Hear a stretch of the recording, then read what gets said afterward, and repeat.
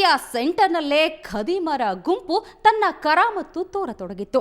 ಮಂಗಳೂರಿನಿಂದ ಬರುವ oil ಟ್ಯಾಂಕರ್ಗಳಿಂದ furnace oil ಕದಿಯತೊಡಗಿತ್ತು.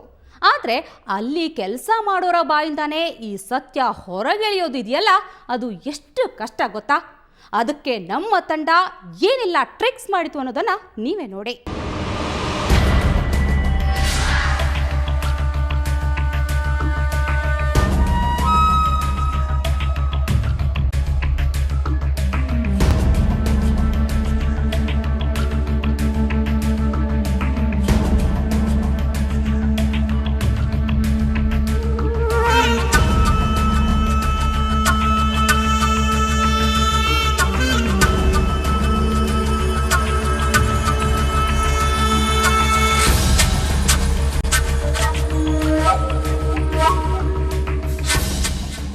ಈ ದಂಧೆಯಲ್ಲಿರೋ ಜನ ಸಾಮಾನ್ಯರೇನಲ್ಲ. ಮೊದಲೇ ಹೇಳಿದ್ವಲ್ಲ, ಅವರಿಗೇನಾದ್ರೂ ನಾವು ಸುವರ್ಣ ನ್ಯೂಸ್ನವರು ಅಂತ ಗೊತ್ತಾಗಿದ್ದಿದ್ರೆ ಅಯ್ಯೋ ನಮ್ಮ ಜೀವಕ್ಕೆ ಗ್ಯಾರಂಟಿನೇ ಇರ್ತಿರ್ಲಿಲ್ಲ. ಹಾಗಾಗಿ ನಾವು ಒಂದು ಕಥೆ ಕಟ್ಟಲೇಬೇಕಿತ್ತು. ಸೊ ನಾವೊಂದು ಕಥೆ ಕಟ್ಟೇ ಬಿಟ್ವಿ. ನಮ್ಮ ಕಡೆ ಮದುವೆ ಆಗಿರೋ ಹುಡುಗಿ ಒಬ್ಬಳನ್ನ ಡ್ರೈವರ್ ಒಬ್ಬ ಹಾರಿಸ್ಕೊಂಡು ಬಂದ್ಬಿಟ್ಟಿದ್ದಾನೆ. ಇಲ್ಲಿಗೆ ಬರ್ತಾ ಇರ್ತಾನಂತೆ.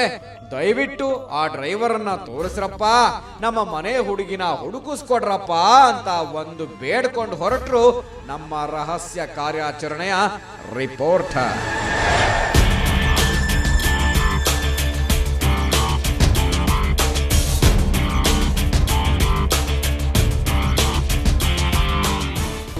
ಲಾರಿ ಡ್ರೈವರು ಒಬ್ರು ಮಂಜು ಅಂತ ಇದೆ ಸರ್. ಎಷ್ಟೋ ಜನ ಡ್ರೈವರ್ ಬರ್ತಾ ಇರ್ತಾರೆ, ಮಂಜು ಅಂತ ಯಾರು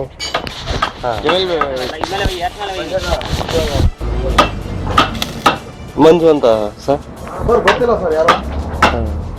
ಸರ್ ಏನೋ ಒಂದು ಫ್ಯಾಮಿಲಿ ಪ್ರಾಬ್ಲಮ್ ಆಗ್ಬಿಟ್ಟಿತ್ತೆ. ನನ್ನ ಮಗ ಒಂದು ಮದುವೆ ಆಗಿದ್ದು ಹುಡುಗಿ ಕರ್ಕೊಂಬಂದ್ಬಿಟ್ಟಿದ್ದಾನೆ ಸರ್. ಯಾರು ಸರ್ ಮಂಜು? ಅದು ಲಾರಿ ಡ್ರೈವರು ಹಿಂಗೆ ಅಂತಂದ್ರು. ಅದಕ್ಕೆ ಬಂದು ಕೇಳ್ತೇವೆ.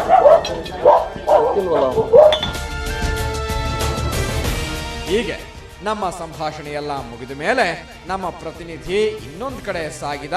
ಅಲ್ಲೇ ಇನ್ನೊಂದು ಕಡೆ ಗ್ಯಾರೇಜ್ ಕೆಲಸ ನಡೀತಾ ಇತ್ತು. ಅಲ್ಲೇ ಇದ್ದ ಇನ್ನೊಬ್ಬ ಮೆಕ್ಯಾನಿಕ್ ಅನ್ನ ಮಾತನಾಡಿಸಿದ್ವಿ. ಇಲ್ಲಿ ಮಂಜಣ್ಣ ಅಂತ ಒಬ್ರು ಮಂಜು ಅಂತ ಹೇಳಿ ಲಾರಿ ಡ್ರೈವರ್ ಗೊತ್ತಪ್ಪ?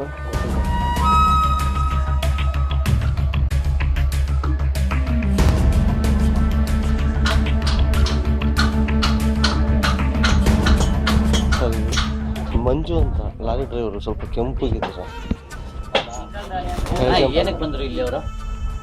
ಅಣ್ಣ ಅವರು ಇಲ್ಲಿ ಲಾರಿ ಓಡಿಸ್ತಾ ಇದಾರೆ. ಇಲ್ಲಿ ಸಜ್ಜಪ್ಪ ಇದ್ರ ಹತ್ರ ಅಂತ ಇರೋರು. ಲಾರಿ ಗ್ಯಾರೇಜ್ ಇದೆ, ಪಂಚರ್ ಅಂಗಡಿ. ಅವರು ಮಾಮೂಲಿ ಎಲ್ಲ ರಿಪೇರಿ ಮಾಡ್ತಾರೆ. ಅಲ್ಲಿ ಹೋಗಿ ಕೇಳಿ ಅಂತ. ಇಲ್ಲಿ ಪಂಚರ್ ಅಂಗಡಿನೇ ಇಲ್ಲ ಅಲ್ಲ? ಲಾರಿ ಗ್ಯಾರೇಜ್ ಇದೆ, ಪಂಚರ್ ಅಂಗಡಿ ಯಾವ್ದು ಇಲ್ಲ ಇಲ್ಲಿ. ಲಾರಿ ಹೆಸರು ಗೊತ್ತಿಲ್ಲ ಅಣ್ಣ. ಅಯ್ಯೋ ಮದ್ವೆ ಆದ ಅಣ್ಣ ಎತ್ತಾಕೊಂಬಂದ್ಬಿಟ್ಟಿದ್ದಾನೆ ನನ್ನ ಮಗ. ನಮ್ ಚಿಕ್ಕಪ್ಪನ ಮಗನ ಹೆಂಡತಿ ಎತ್ತಾಕೊಂಬಂದ್ಬಿಟ್ಟಿದ್ದಾನೆ. ಮದ್ವೆ ಆದ ಹುಡುಗಿನ ಹೋಗ್ಲಿ, ಹುಡುಗಿನ ಮದ್ವೆ ಆಗದ ಹೋದಲ್ಲಿ ಕರ್ಕೊಂಬಂದ್ರೇನು ಅಂತಾರೆ. ಮದ್ವೆ ಆಗಿರೋ ಹುಡುಗಿ ಕರ್ಕೊಂಬಂದ್ಬಿಟ್ಟಿದ್ದಾನೆ. ಅದಕ್ಕೆ ಹುಡುಕ್ಕೊಂಡು ಈ ರೈಲ್ವೆ ಗೇಟ್ ಹತ್ರ ಲಾರಿ ಗ್ಯಾರೇಜ್ ಅಂದ್ರೆ ಇದೆ ಅಲ್ವಾ? ಹೌದಾ? ಅಲ್ಲಿ ರಿಪೇರಿಗೆ ಅಲ್ಲಿ ಎಲ್ಲ ಹೋಗ್ತಾ ಇರ್ತಾನೆ ಅವನು.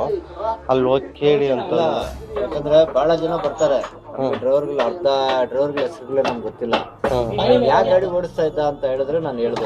ಫೋಟೋ ಗಿಟೋ ತಗೊಂಬಂದು ಹೇಳ್ತೀನಿ. ಎಷ್ಟು ಕೇಳಿದ್ರು ಅವನು ಬಾಯಿ ಬಿಡ್ಲೇ ಇಲ್ಲ. ಹೇಗ್ ಬಾಯಿ ಬಿಡ್ತಾನೆ ಹೇಳಿ? ನಾವು ಹೇಳಿದ್ದ ಕಥೆಯ ಹೀರೋ ಆ ಡ್ರೈವರ್ ಇದ್ದಾನೋ ಇಲ್ವೋ ಅನ್ನೋದು ನಮಗೆ ಗೊತ್ತಿಲ್ವಲ್ಲ. ನಮ್ಮ ಟಾರ್ಗೆಟ್ ಈ ಆಯಿಲ್ ಮಾಫಿಯಾದವರನ್ನ ಬಯಲಿಗೆಳೆಯೋದಾಗಿತ್ತು. ಅದನ್ನ ನಮ್ಮ ಕೆಮೆರಾದಲ್ಲಿ ಸೆರೆ ಹಿಡಿದು ನಿಮಗೆಲ್ಲ ತೋರಿಸೋದಾಗಿತ್ತು. ಇವಾಗಲೇ ಹೋಗಿ ತಗೊಂಬನ್ನಿ, ಸಾಯಂಕಾಲವರೆಗೂ ಬಂದ್ಬಿಡಿ, ನೋಡ್ಬಿಟ್ಟು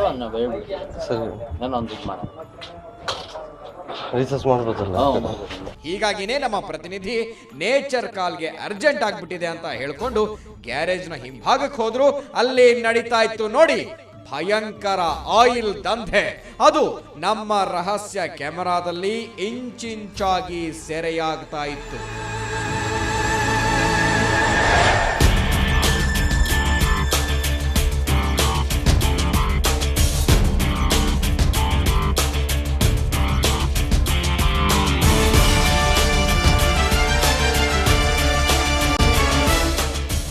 ವ್ಯಕ್ತಿಯೋರ್ವ ಟ್ಯಾಂಕರ್ನಿಂದ ಕಪ್ಪಗಿನೇ ಆಯಿಲ್ ತೆಗಿತಾ ಇದ್ದ.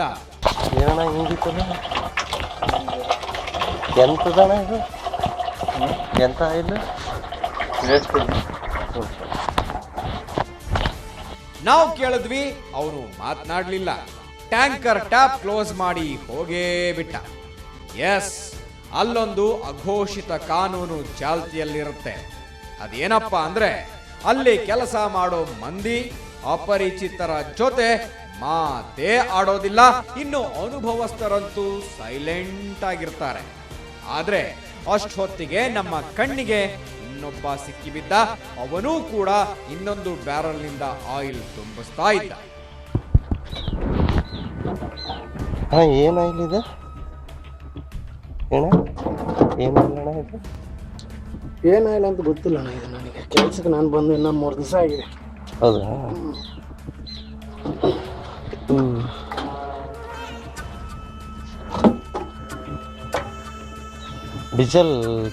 ಡೀಸೆಲ್ ಅಲ್ಲ ಇದು. ಇದೆಲ್ಲ ಏನು ಮಾರಕ? ಅದು ಏನು ಮಾಡ್ತಾರೆ ಅಂತ ನನಗೆ ಗೊತ್ತಿಲ್ಲ. ಅಲ್ಲ, ಇದು ಏನಕ್ಕೆ ಅಂತ ಗೊತ್ತಾದ್ರೆ ನಮಗೇನೋ ಯೂಸ್ ಆಗ್ತಿತ್ತ ಅಂತ. ಈ ನಮ್ಮ ಇಟ್ಕೆ ಗುಡಿಗೆಲ್ಲ ಹಾಕ್ಬೋದ ಇದನ್ನ?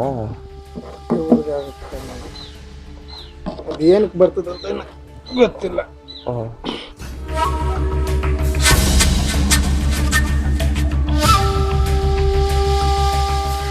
ನಮ್ಮ ಸಂಭಾಷಣೆ ಮುಂದುವರಿತಾ ಇದ್ದ ಹಾಗೆ ಆ ಬ್ಯಾರಲ್ಲು ಕೂಡ ಲೋಡ್ ಆಗಿತ್ತು. ಆ ತುಂಬಿದ ಬ್ಯಾರಲ್ ಅನ್ನ ಇನ್ನೊಂದು ಕಡೆ ಶಿಫ್ಟ್ ಮಾಡಲಾಯಿತು. ಅಲ್ಲಿ ನೋಡಿದ್ರೆ ಇಂತಹದ್ದೇ ಸಾಕಷ್ಟು ಬ್ಯಾರಲ್ಗಳಿದ್ವು. ಗ್ಯಾರೇಜ್ನಲ್ಲಿ ಕಳ್ಳ ವ್ಯವಹಾರ ನಡೀತದೆ ಅನ್ನೋದಕ್ಕೆ ಸಾಕ್ಷಿಗಳು ಒಂದಾದ ನಂತರ ಒಂದು ಸಿಗ್ತಾ ಹೋದವು.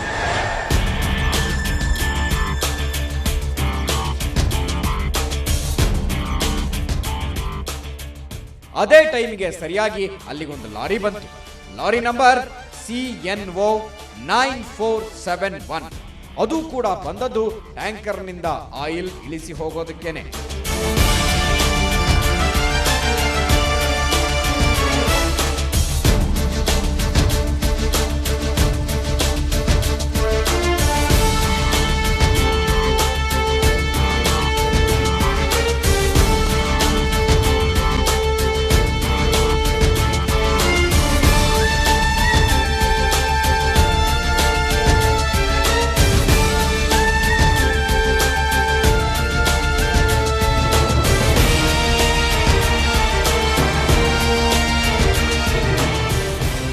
ಆ ಟ್ಯಾಂಕರ್ ಚಾಲಕನನ್ನ ಮಾತನಾಡಿಸಿ ಅವನು ಮಾಡ್ತಾ ಇರೋ ಆ ಹಲ್ಕ ಕೆಲಸದ ಬಗ್ಗೆ ಅವನಿಂದಲೇ ಬಾಯಿ ಬಿಡಿಸೋದಕ್ಕೆ ನಮ್ಮ ಪ್ರತಿನಿಧಿ ಏನೇನೆಲ್ಲೋ ಸರ್ಕಸ್ ಮಾಡಿದ್ರು. ಆದ್ರೆ ಅವನು ಬಾಯಿ ಬಿಡ್ಲಿಲ್ಲ. ಮೋಸ್ಟ್ಲಿ ಅವನಿಗೆ ನಮ್ಮ ಮೇಲೇನೆ ಡೌಟ್ ಬಂದ್ಬಿಟ್ಟಿತ್ತೋ ಏನೋ. ಅವನು ನಮ್ಮನ್ನೇ ಕ್ವಶನ್ ಮಾಡೋದಕ್ಕೆ ಶುರು ಮಾಡಿದ್ದ. ಗಾಡಿನ ಫೋಟೋ ಎತ್ಕೊಂಡಿದ್ದೀನಿ ಸರ್. ಇಲ್ಲ, ಗಾಡಿ ಫೋಟೋನ? ಏನಣ್ಣ ನೀನು ಅವ್ರು ಹೇಳ್ತಾ ಇದ್ದಾರೆ ಗಾಡಿ ಫೋಟೋ ಯಾಕೆ ತಗೋಣ? ನಾನು ಅವ್ರದ್ದು ಲಾರಿ ಫೋಟೋ ನಾನು ಬಂದಿರೋ ನಮ್ಮ ಹುಡುಗಿ ಹುಡುಕಂಡಣ.